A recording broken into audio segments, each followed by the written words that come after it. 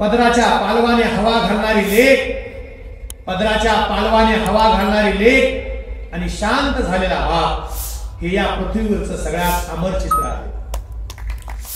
लेक म्हणजे कवितेचं प्रत्यक्ष रूप. लेक म्हणजे कवितेचं प्रत्यक्ष रूप. तिच्याशी बोलताना कोणत्याही बापाला मायेची हळवार आंतरिक लय सापडते.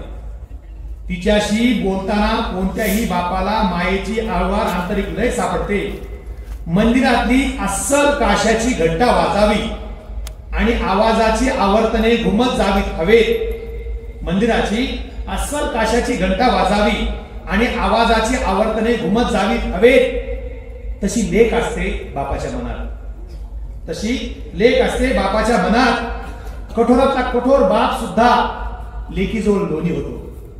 कठोरातला कठोर बाप सुद्धा लेकीजवळ लोणी होतो. अगदी भांड कुदळ असला तरी लेकीजवळ मांडी घालून बसतो. अगदी भांड कुदळ असला तरी लेकीजवळ मांडी घालून बसतो.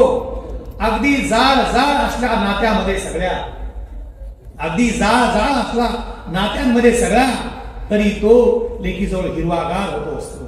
तरी तो लेकीजवळ हिरवागार होतो. उन्हातला ऊन असला तरी तिच्या सावलीत शीतल शीतल होतो. लक्षपूर्वक लिहिलेले आहे तो तिच्या ओळीत बघा. तिलाच दिसतो बापाच्या केसातला पांढरा केस. तिलाच दिसतो बापाच्या केसातला पांढरा केस. तिच्याच लक्षात येतो बापाचा विसरलेला रुमाल आणि जवळ आलेला वाढदिवस. तिच्याच लक्षात येतो बापाचा विसरलेला रुमाल आणि जवळ आलेला वाढदिवस. ती झटक्यात बदलायला लावू शकते बापाला न शोभणारं शर्ट.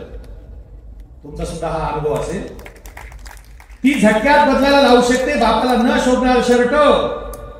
मामाचं गावही आवडत नसते तिला बाबा इतकं. मामाचं गावही तिला आवडत नसतं बापा इतकं. आज्या आणि बापाच्या आबोल्यात सुद्धा ती दोघांनाही संवाद साधत असते. आज्या आणि बापाच्या आज्या आणि बापाच्या आबोल्यातही ती संवाद साधत असते दोघांनाही. म्या बापाचं नाव काढायचं नाही असं ती चौताळून म्हणू शकते जन्माच्या सोबत्याला सुद्धा. म्या बापाचं नाव काढायचं नाही असं ती चौताळून म्हणू शकते जन्माच्या सोबत्याला सुद्धा. बापाच्या नावासाठी नांदायले मी, बापाच्या नावासाठी नांदायले मी असा अभिमानानं ती नवऱ्याला म्हणू शकते आणि उदंड संसार ती सोडू शकते. मरणालाही श्रीमंत करणारं रडणं फक्त लेकीच्या गळ्यातून येतं.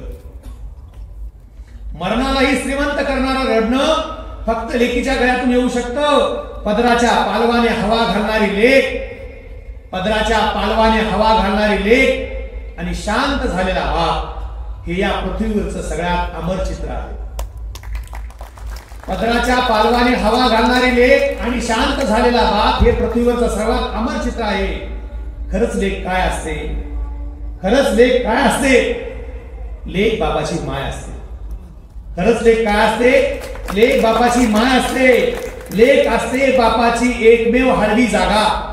लेक असते बापाची एकमेव हळवी जागा. लेक असते बापाच्या आवडत्या पुस्तकातलं आवडतं मोरपीस. लेक असते बापाच्या आवडत्या पुस्तकातलं आवडतं मोरपीस. लेक असते बापाचं बाईपण. लेक असते बापाचं बाईपण. लेक असते बापाचं पूर्णत्व. लेक असते प्रत्येक बापाची उमटून आलेली कविता. लेक असते प्रत्येक बापाची उमटून आलेली कविता. लेक असते प्रत्येक बापाची उमटून आलेली कविता.